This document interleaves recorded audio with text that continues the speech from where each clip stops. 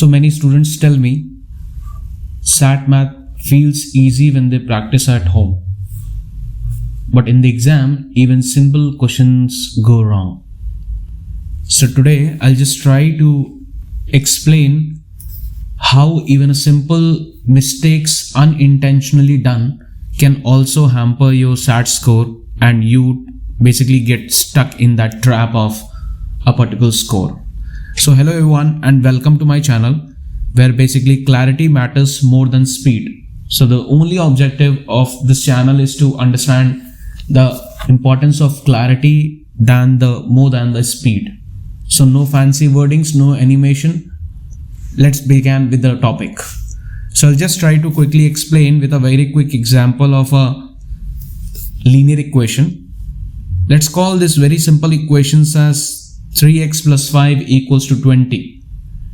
Now I know this is a very simple equation, but under the exam pressure, students sometimes rush and even make small mistakes which basically decreases your score.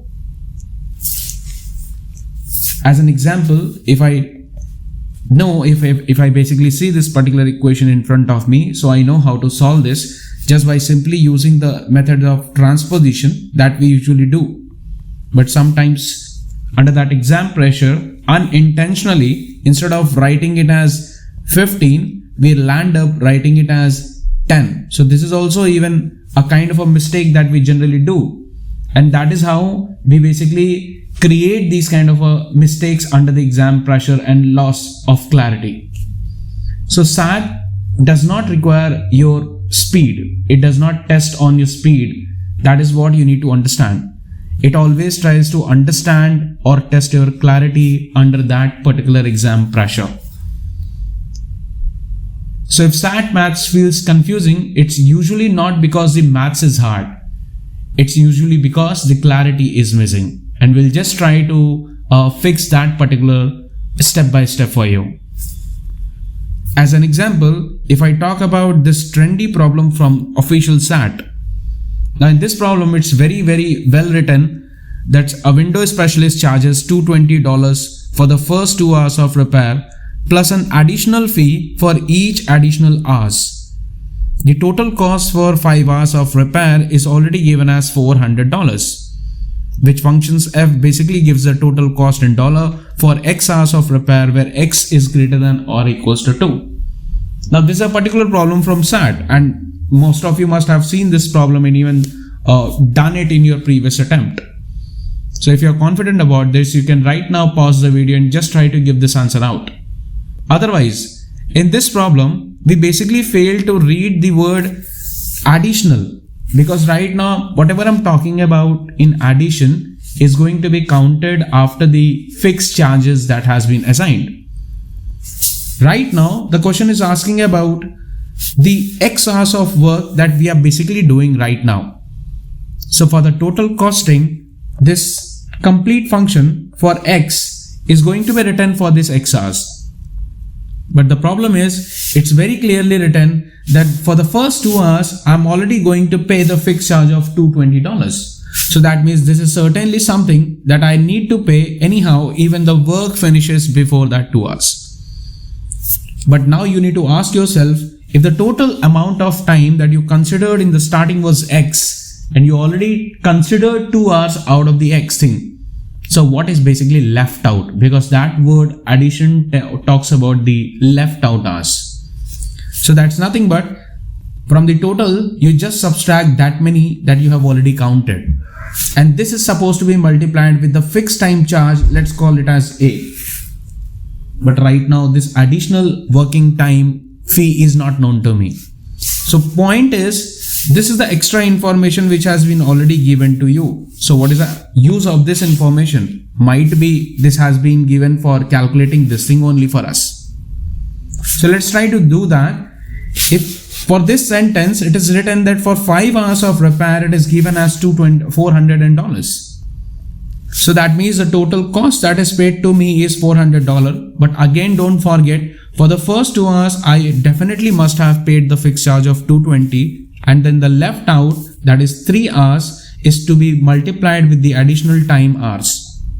So from here, I basically set up a normal linear equation, and now if I know how to solve it, I can directly just solve this equation, and I can definitely say that this additional fee is nothing but it's going to be 60.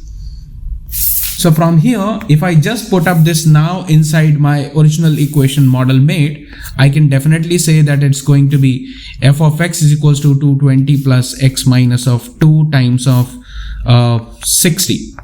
That's going to be 220 plus of 60x minus of 120, and that's going to be 100 plus of 60x. So you can understand that the problem statement is very small, and you can even get it very in a very fast manner.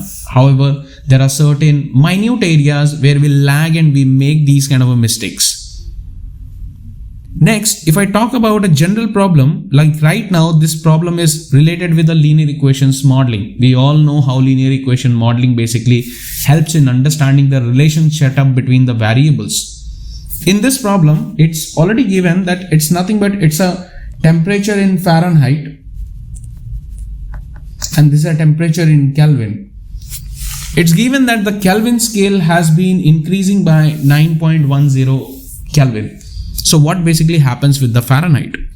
Now generally, whenever you talk about linear equation modeling, you need to understand whenever any y is set up with any particular linear equation, if you keep on increasing the value of x, every time you will see that the value of x, whenever it got increased by 1 unit, the value of y will always change as per its respective slope units. So right now, obviously, if I take x value as got 1, so obviously my y is supposed to be what? Y will come out to be 8. But as soon as I increase the value of x again by 1, it becomes 2. So y value will become, that's 11. And if you look at the difference between these two, this is nothing but just positive 3, which is nothing but it's the respective slope in the particular model. So you use this information to solve this problem quickly, but with clarity, not just as a trick that every time x increases and you basically increase the respective by slope. So right now, if I talk about this, I can understand that whenever the Kelvin scale increases by 1 unit, the Fahrenheit scale should always increase by the slope units. And right now, as per the model, the slope is nothing but that's 9/5. So what does that mean? That if x is getting increased by 9.10 using the same mathematical scale, the Fahrenheit should always go by 9/5 times 9.10, which is nothing but you can calculate it and you can get it. So it's not about what problems you are solving right now. It's sometimes more about the clarity that you feel confident about it. It's about the confusion to eliminate, and you understand that clarity is something that will always make you score more what you have expected. So this was all from this. Thank you guys. I hope you understood something.